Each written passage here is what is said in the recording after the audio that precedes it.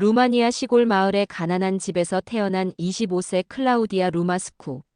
알코올 중독 아버지의 폭력과 여자는 공부하지 말라는 억압 속에서도 의사의 꿈을 포기하지 않았습니다.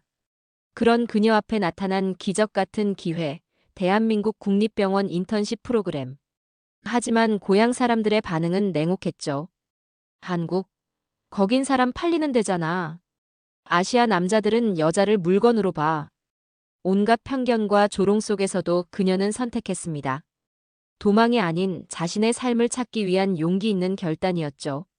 과연 대한민국이라는 낯선 땅에서 클라우디아는 어떤 변화를 맞게 될까요? 세계 최고 수준의 의료진들 사이에서 살아남을 수 있을까요? 그리고 그곳에서 만난 특별한 사람들은 그녀의 인생을 어떻게 바꿔놓을까요? 동유럽의 작은 시골 마을 소녀가 K-메디컬의 중심에서 펼치는 감동 실화. 편견을 뛰어넘고 꿈을 현실로 만든 그녀의 놀라운 이야기가 지금 시작됩니다. 여러분은 어떻게 생각하시나요? 만약 클라우디아가 가족의 반대를 무릅쓰고 한국으로 떠나는 게 옳다고 생각하신다면, 한국 최고를 너무 위험한 도전이라고 생각하신다면 신중해야를 댓글로 달아주세요. 좋아요와 구독 꼭 눌러주세요. 저는 그날 밤 루마니아 북부 시골 마을의 낡은 도서관에 혼자 앉아 있었습니다. 의과대학 5학년이었지만 제 미래는 여전히 안개 속이었죠. 가난한 집안에서 태어나 여자라는 이유만으로 공부를 포기하라는 압박을 받으며 살아왔습니다. 컴퓨터 화면에 뜬 공고를 보는 순간 심장이 멈출 것 같았어요. 대한민국 국립병원 외국인 인턴십 프로그램 마이너스 전액 장학금 지원. 한국이라는 나라에 대해 아는 건 거의 없었지만 그 순간만큼은 희망이라는 게 무엇인지 알 것 같았습니다. 집에 돌아가자마자 안드레아에게 전화를 걸었어요. 어릴 때부터 함께 자란 친구였죠. 한국? 클라우디아, 정신 나갔어? 거기서 여자들이 어떻게 되는지 몰라. 안드레아의 목소리는 차갑기만 했습니다. 아시아 남자들은 여자를 물건으로 본다고. 특히 우리 같은 동유럽 여자들 말이야. 저는 가슴이 답답해졌어요. 항상 이런 식이었습니다. 제가 뭔가 새로운 걸 시도하려고 하면 주변 사람들은 온갖 이유를 들며 막으려 했죠. 돈 벌러 간다고? 거기서 영어도 안 통하는데 뭘 할 수 있겠어? 전화를 끊고 나서 저는 혼자 앉아 생각에 잠겼습니다. 정말 안드레아 말이 맞을까요? 하지만 공고를 다시 읽어보니 한국국립병원은 세계 최첨단 의료 AI 시스템을 도입한 선도국이라고 적혀 있었어요. 로봇 수술, 정밀의학, 환자 중심의 의료 시스템까지. 그날 밤 아버지가 술에 취해 집으로 돌아왔습니다. 니콜라의 루마스쿠, 제 아버지는 알코올 중독자였어요. 건설 현장에서 일용직으로 일하다가 다친 후로는 계속 술만 마셨죠. 클라우디아, 너 또 뭔 공부를 하고 있어? 아버지의 목소리가 거칠었습니다. 저는 재빨리 노트북을 덮으려 했지만 늦었어요. 한국? 이게 뭐야? 소주병이 제 얼굴을 향해 날아왔습니다. 간신히 피했지만 병이 벽에 부딪혀 산산조각 났어요. 여자가 무슨 의사가 되겠다고 난리야? 그냥 시집이나 가. 그 순간 저는 더 이상 참을 수 없었습니다. 창문으로 뛰어내렸어요. 1층이었지만 떨어지면서 무릎이 까졌습니다. 차가운 밤 공기를 마시며 저는 깨달았어요. 이건 도망이 아니라 처음으로 제 삶을 찾으러 가는 것이라고 말이죠. 25년 동안 저를 억압하고 작게 만들었던 모든 것들로부터 벗어날 기회였습니다. 다음 날 새벽 몰래 집을 나와 도서관에서 지원서를 작성했어요. 손이 떨렸지만 마지막 제출 버튼을 누르는 순간 마음속에서 뭔가가 바뀌었습니다. 2주 후 합격 통지서가 도착했어요. 대한민국 국립병원에서 6개월간 인턴십을 할 수 있는 기회. 전액 장학금과 숙소까지 제공한다는 내용이었습니다. 그때 저는 몰랐어요. 한국이라는 나라가 제게 어떤 의미가 될지, 그곳에서 만날 사람들이 제 인생을 어떻게 바꿔놓을지 말입니다. 다만 한 가지는 확실했어요. 이제 제 이름으로, 제 실력으로 당당히 살아가고 싶다는 것이었죠. 인천공항행 비행기에 몸을 맡긴 순간 저는 제 인생에서 가장 큰 도박을 하고 있다는 걸 알았습니다. 12시간의 비행시간 동안 저는 단 한 번도 잠들지 못했어요. 창밖으로 보이는 구름들이 마치 제 불안한 마음을 보여주는 것 같았죠. 가족들과는 연락을 끊었습니다. 아버지의 마지막 문자가 아직도 기억나요. 다시는 집에 오지 마라. 가슴이 아팠지만 동시에 해방감도 느꼈어요. 이제 정말로 혼자가 되었구나 싶었습니다. 인천공항에 도착했을 때의 그 압도적인 느낌을 어떻게 설명해야 할까요? 모든 것이 반짝반짝 빛나고 사람들은 질서정연하게 움직였습니다. 루마니아 시골에서 본 그 어떤 공항과도 달랐어요. 하지만 입국 심사에서 문제가 생겼습니다. 담당 직원이 제 서류를 유심히 들여다보더니 다른 직원을 불렀어요. 두 사람이 루마니아어로는 당연히 안 되고 영어로 뭔가를 속삭였습니다. 인턴십이라고 하는데 정말 맞는 거예요? 심장이 쿵쾅거렸어요. 혹시 저를 의심하는 건 아닐까요? 동유럽에서 온 젊은 여성이라서 인신매매 대상으로 보는 건 아닐까 싶어 식은땀이 났습니다. 병원에서 픽업 나오기로 했다고 하시는데 그때 멀리서 누군가가 제 이름을 부르는 소리가 들렸어요. 클라우디아 루마스쿠 씨. 돌아보니 정장을 입은 중년 남성이 손을 들고 있었습니다. 장태진 교수였어요. 처음 보는 사람이었지만 그분의 따뜻한 미소를 보는 순간 가슴이 뭉클해졌습니다. 여기까지 오시느라 정말 고생 많았어요. 장태진입니다. 태어나서 처음이었어요. 누군가가 제 이름을 정확하게, 그것도 존중하는 톤으로 불러준 건 말이죠. 루마니아에서도 사람들은 항상 제 이름을 대충 부르거나 아예 야, 너라고 했는데 비행기에서 많이 피곤하셨죠? 병원까지 차로 1시간 정도 걸려요. 교수님의 차 안에서 저는 창밖으로 펼쳐지는 서울의 풍경을 바라봤습니다. 고층 빌딩들이 끝없이 이어지고 도로는 말끔하게 정리되어 있었어요. 사람들은 횡단보도에서 신호를 지키며 질서 있게 걸었죠. 한국이 처음이시죠? 적응하기까지 시간이 좀 걸릴 거예요. 하지만 우리 병원 직원들이 많이 도와드릴 테니까 걱정하지 마세요. 그 순간 제 눈에서 눈물이 흘러내렸습니다. 25년 동안 누구도 저에게 걱정하지 마라고 말해준 적이 없었거든요. 항상 너는 안 될 거야, 포기해라만 들어왔는데. 한국이라는 낯선 땅에 발을 디딘 그날, 저는 새로운 사람이 되기로 결심했습니다. 병원에 첫 출근하는 날 아침, 저는 거울 앞에서 한참을 서 있었습니다. 하얀 가운을 입고 있는 제 모습이 낯설면서도 신기했어요. 드디어 의사가 되어가고 있다는 실감이 났죠. 하지만 병원에 도착하자마자 현실의 벽에 부딪혔습니다. 다른 인턴들은 이미 서로 친해져 있었고 저만 혼자 떨어져 서 있는 기분이었어요. 한국어는 물론이고 의료 용어까지 완전히 달랐습니다. 루마니아에서 온 인턴이라고? 여기 의료 시스템 따라올 수 있을까? 누군가의 속삭임이 들렸어요. 얼굴이 화끈거렸지만 그냥 모른 척했습니다. 이미 익숙한 상황이었거든요. 더 충격적인 건 김 팀장의 반응이었어요. 병원 행정팀을 담당하는 분이었는데 제가 인사를 드리자 대놓고 한숨을 쉬었습니다. 외국인 인턴 관리하는 것도 일인데 문제 일으키면 바로 본국 송환이니까 그렇게 알아요. 가슴이 철렁 내려앉았어요. 여기서도 환영받지 못하는 존재구나 싶었죠. 그런데 놀라운 건 한국 병원의 시스템이었습니다. 로봇이 수술 도구를 정리하고 AI가 환자 데이터를 분석했어요. 의료진들은 태블릿으로 실시간 소통하며 완벽한 팀워크를 보였죠. 루마니아에서는 상상도 못했던 광경이었습니다. 이게 정말 병원이야? 입이 다물어지지 않았어요.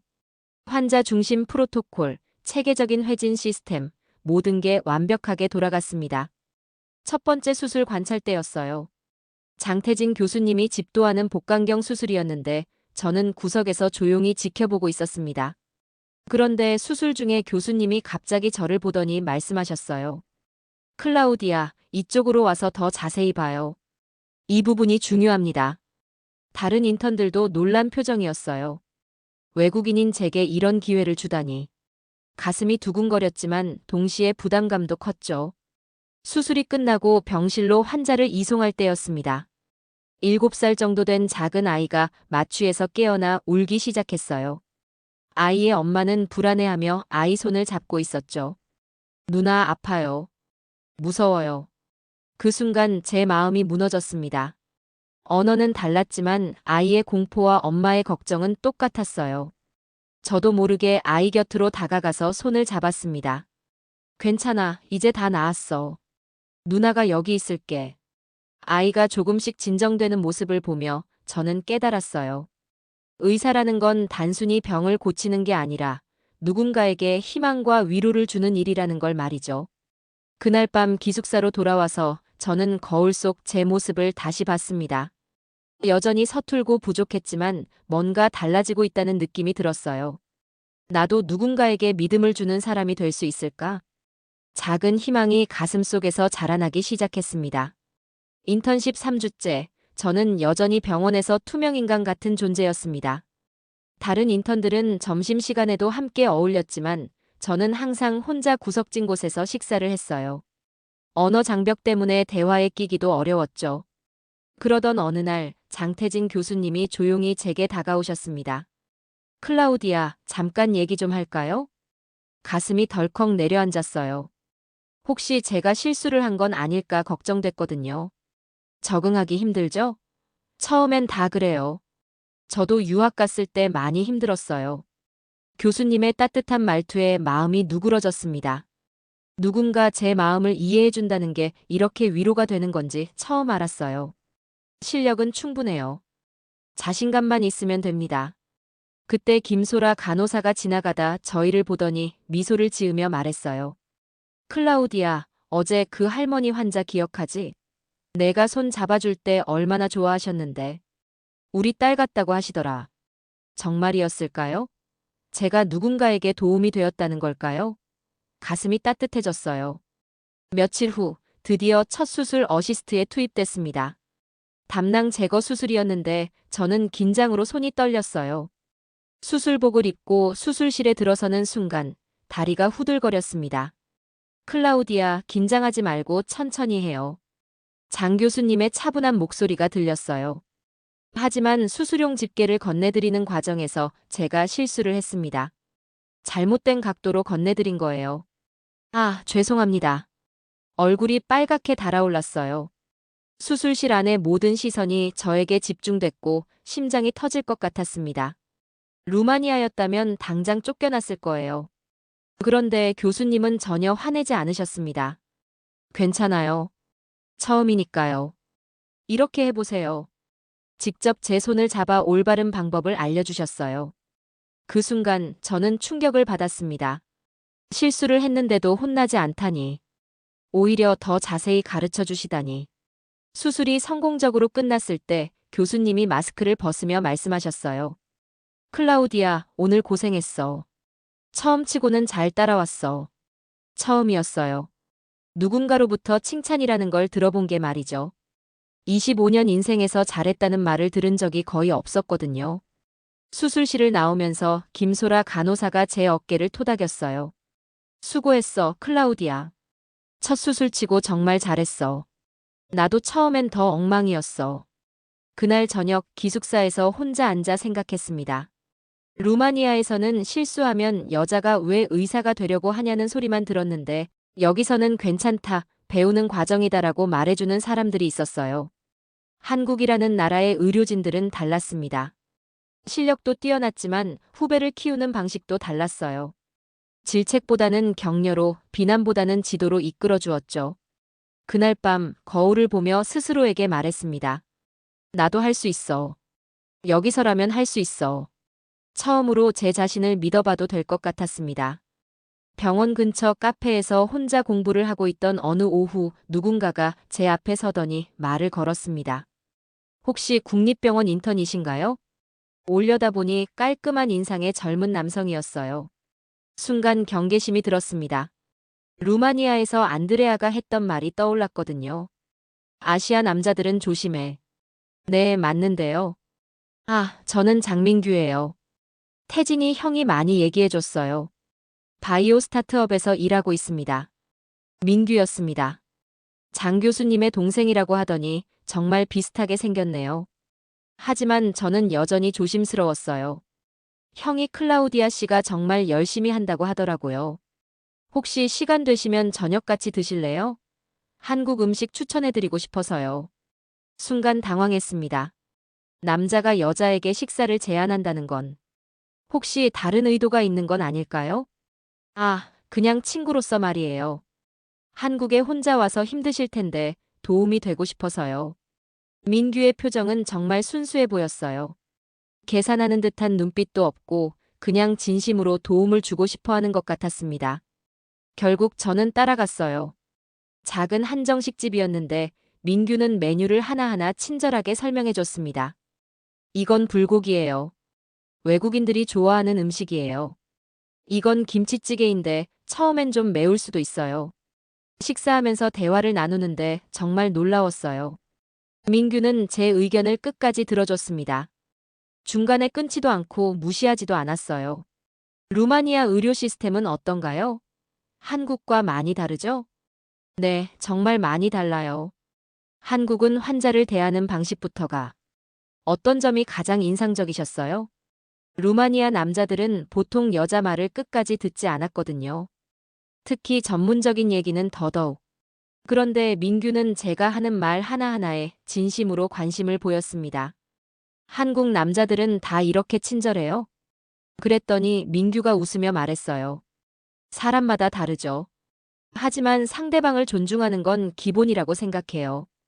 특히 클라우디아 씨처럼 용기 있는 분이라면 더더욱요. 용기 있다고요? 저를요? 가슴이 따뜻해졌어요. 식사가 끝나고 병원 근처를 걸으면서 민규는 계속 제 이야기에 귀를 기울여줬습니다. 루마니아에서의 힘들었던 일들, 한국에서의 새로운 경험들까지. 정말 대단하세요. 혼자 이 먼 곳까지 와서 꿈을 이루려고 하다니. 대단한 게 아니에요. 그냥 살기 위해서였어요. 아니에요. 분명 대단한 일이에요. 그때 민규가 멈춰 서더니 저를 바라봤습니다. 클라우디아 씨, 내일도 시간 되시면 같이 걸을래요? 한강도 보여드리고 싶고요. 심장이 두근거렸어요. 이상했죠. 남자를 무서워하던 제가 지금은 이 사람과 더 많은 시간을 보내고 싶다는 생각이 들었거든요. 좋아요. 그날 밤 기숙사로 돌아와서 거울을 봤습니다. 제 얼굴에 이런 표정도 있었구나 싶을 정도로 밝아 보였어요. 남자에게서 도망치기만 했던 제가 지금은 누군가에게 기대고 싶다는 마음이 생겼습니다. 이상한 일이었죠. 민규와 만난 지 한 달이 지났을 때 저는 제 마음이 어떻게 변하고 있는지 알아챘습니다. 그와 함께 있을 때면 세상이 다르게 보였어요. 한강에서 산책하고 작은 카페에서 대화를 나누는 시간들이 너무 소중했죠. 클라우디아, 나는 당신이 정말 특별하다고 생각해요. 그날 저녁 민규가 진지한 표정으로 말했습니다. 가슴이 쿵쾅거렸어요.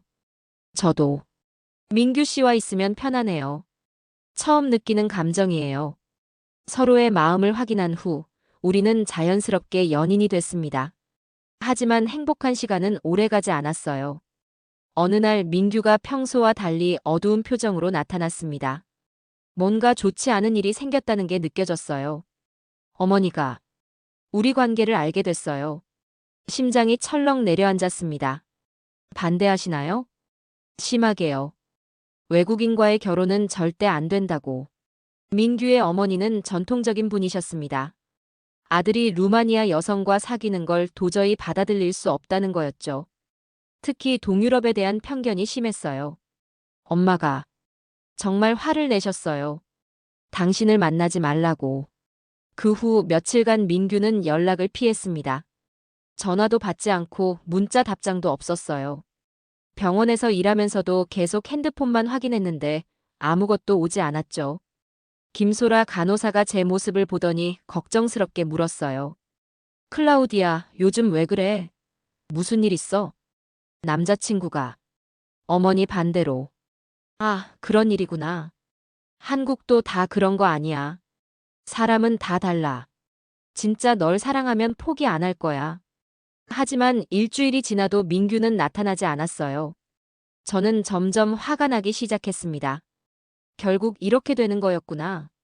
나 혼자 착각하고 있었던 거구나. 역시 안드레아 말이 맞았어. 아시아 남자들도 결국 같아. 그런 생각이 들면서 민규에 대한 실망감이 커졌어요. 그런데 열흘째 되는 날, 병원 앞에서 민규를 발견했습니다. 며칠 동안 잠을 못 잔 듯 초췌한 모습이었어요. 클라우디아, 이제 와서 뭐해요? 어머니 말씀이 더 중요하신 거 아니에요? 저는 화가 나서 그냥 지나치려 했어요. 그런데 민규가 제 팔을 붙잡더니 말했습니다. 미안해요. 정말 미안해요. 나는 겁쟁이였어요. 겁쟁이면 처음부터 시작하지 말았어야죠. 맞아요. 하지만 이제 결정했어요. 나는 엄마의 아들이기도 하지만 내 삶은 내 거예요. 당신을 포기하지 않을 거예요. 민규의 눈에서 진심이 느껴졌어요. 하지만 저는 여전히 화가 났습니다. 쉽게 말하네요. 그럼 어머니와 싸우실 거예요? 네. 필요하다면요. 당신이 얼마나 훌륭한 사람인지 보여드릴 거예요. 그날 밤 저는 복잡한 마음으로 잠들었습니다. 민규를 믿어봐도 될까요? 아니면 이것도 그냥 순간의 감정일까요? 사랑이라는 게 이렇게 어려운 건지 몰랐어요. 특히 서로 다른 문화에서 자란 사람들 사이에서는 더더욱 말이죠. 하지만 한 가지는 확실했어요. 민규와 함께 있을 때의 그 따뜻함을 포기하고 싶지 않다는 것이었습니다. 민규와 화해한 지 한 달 후, 제게 예상치 못한 위기가 찾아왔습니다. SNS에서 제 사진과 함께 이상한 글들이 퍼지기 시작한 거예요. 클라우디아 루마스쿠, 한국에서 의사 행세하며 돈벌이 중. 실제로는 의대도 제대로 졸업 못함. 가슴이 철렁 내려앉았어요. 누가 이런 거짓말을 퍼뜨리는 걸까요? 더 충격적인 건 댓글들이었습니다. 동유럽 여자들 원래 이래. 돈 벌러 아시아 오는 거야. 의사라고? 웃기지도 않네. 범인을 찾는 데는 오래 걸리지 않았어요. 안드레아였습니다. 어릴 때부터 함께 자란 친구가 저를 이렇게 배신할 줄은 몰랐죠. 안드레아가 직접 전화를 걸어왔어요. 클라우디아, 소식 들었어. 한국에서 잘 나가고 있다면서. 목소리에서 질투심이 느껴졌습니다. 안드레아, 왜 이래? 우리 친구 아니었어? 친구. 너 혼자만 잘 살려고 도망간 주제에 무슨 친구야? 여기 남은 사람들은 생각해봤어? 도망간 게 아니라 꿈을 찾으러 온 거야. 꿈. 웃기지 마. 넌 그냥 운이 좋았을 뿐이야. 실력도 없으면서. 전화를 끊고 나서 저는 무너져 내렸어요. 어릴 때부터 함께 자란 친구가 저를 이렇게 생각하고 있었다니. 병원에서도 분위기가 이상해졌습니다. 직원들이 저를 보는 시선이 달라졌어요. 수군거리는 소리도 들렸고요. 외국인 인턴 말이야, SNS에서 말이 많더라. 정말 실력이 있는 건가? 심지어 민규까지도 의심스러운 눈빛을 보낼 때가 있었어요. 그런 순간들이 가장 힘들었습니다. 김 팀장은 더 노골적이었어요. 클라우디아 씨, 루머가 사실인가요? 학력에 문제가 있다던데. 아닙니다. 모두 거짓말이에요. 그래도 병원 이미지를 위해서. 그때 장태진 교수님이 나타나셨습니다. 김 팀장, 소문은 사실을 이기지 못합니다. 클라우디아의 실력은 제가 보장해요. 교수님의 한마디에 분위기가 조금 누그러졌지만 저는 결심했어요. 말이 아니라 실력으로 증명하겠다고 말이죠. 다음 주 병원 전체 컨퍼런스에서 기회가 왔습니다.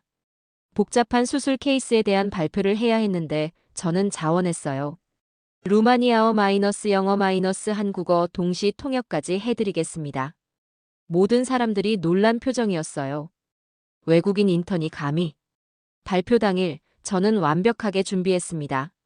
의료 용어를 정확하게 번역하고 케이스 분석도 논리적으로 설명했어요. 질의응답까지 막힘없이 진행했죠. 발표가 끝난 후 강당이 조용해졌습니다. 그러다 한 명씩 박수를 치기 시작했어요. 장 교수님이 일어서서 말씀하셨습니다. 이것이 바로 실력입니다. 국적이나 소문이 아니라 실력으로 평가받아야 합니다. 그날 이후 병원 분위기가 완전히 바뀌었어요. 동료들이 저를 인정하기 시작했고 김 팀장도 사과했습니다. 민규는 그날 밤 제게 와서 말했어요. 미안해, 클라우디아. 잠깐이라도 의심했던 거. 괜찮아요. 이제는 누구도 제 실력을 의심하지 않을 거예요.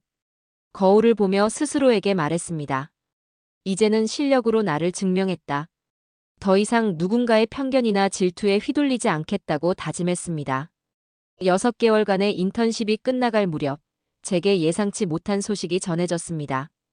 병원에서 정규직 제안을 해온 거예요. 게다가 대학원 진학까지 지원해주겠다고 했습니다. 클라우디아, 축하해요. 정말 잘 해냈어요.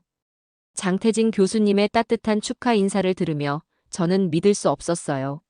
6개월 전만 해도 아무도 저를 믿지 않았는데 더 놀라운 건 민규 가족의 변화였습니다. 어머니가 직접 저를 만나자고 하신 거예요. 클라우디아 씨, 미안했어요. 편견을 가지고 있었네요. 민규 어머니의 진심 어린 사과를 듣는 순간 눈물이 날 뻔했습니다. 아들이 좋은 사람을 만났구나 싶어요. 우리 가족이 되어주세요. 그때 민규가 제 손을 잡으며 말했어요. 내 연인은 대한민국에서 일하는 의사입니다. 자랑스러워요. 하지만 가장 중요한 일이 남아 있었습니다. 루마니아 가족들을 만나는 것이었죠.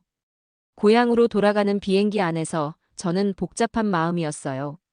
6개월 동안 연락을 끊고 지낸 가족들이 저를 어떻게 받아들일까요?